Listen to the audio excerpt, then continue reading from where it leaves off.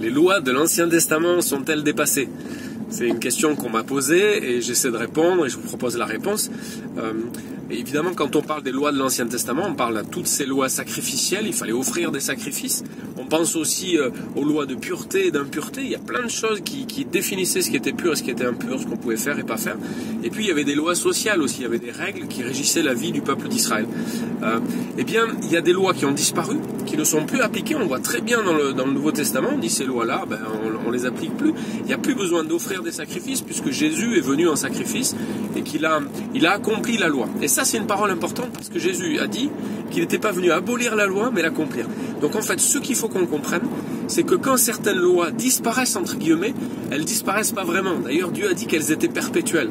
Le principe de ces lois demeure. Par exemple, on doit offrir nos corps en sacrifice vivant.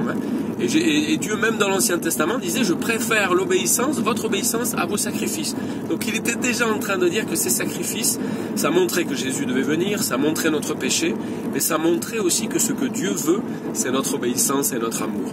Et concernant les lois sociales, par exemple, eh bien, ces lois peuvent plus exister telles quelles parce qu'on vit plus comme le peuple d'Israël. À un moment, il y avait un peuple d'Israël, Dieu était son chef d'État quasiment, et on vit plus comme ça. Maintenant, on est dispersé en fait dans de nombreux pays. Les chrétiens sont partout dans différents pays, et on ne peut pas demander à un pays d'avoir les lois de Dieu et de faire appliquer les lois de Dieu. Vous savez qu'il y a des pays où c'est comme ça, il y a des États musulmans où c'est la loi de Dieu qui est la loi du pays, et ceux qui ne respectent pas la loi de Dieu, ceux qui sont désobéissants ou qui sont incroyants, peuvent aller en prison ou se retrouver avec des difficultés.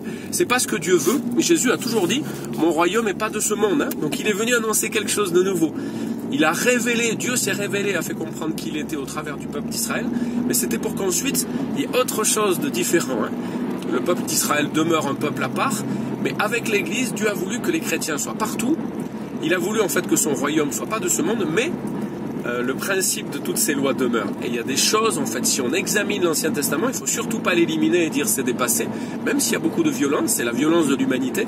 Si on examine l'Ancien Testament, on voit des lois et on peut s'inspirer de ces lois pour que notre comportement annonce quelque chose d'extraordinaire. Voilà.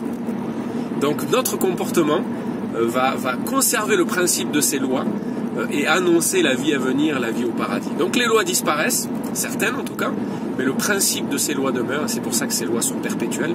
Et si on s'inspirait un peu plus dans la vie d'un pays, de ces lois-là, eh bien on vivrait mieux, et on pense par exemple aux questions de la pauvreté et de la richesse. Il y avait plein de lois qui protégeaient le pauvre, qui protégeaient l'étranger, qui protégeaient la veuve.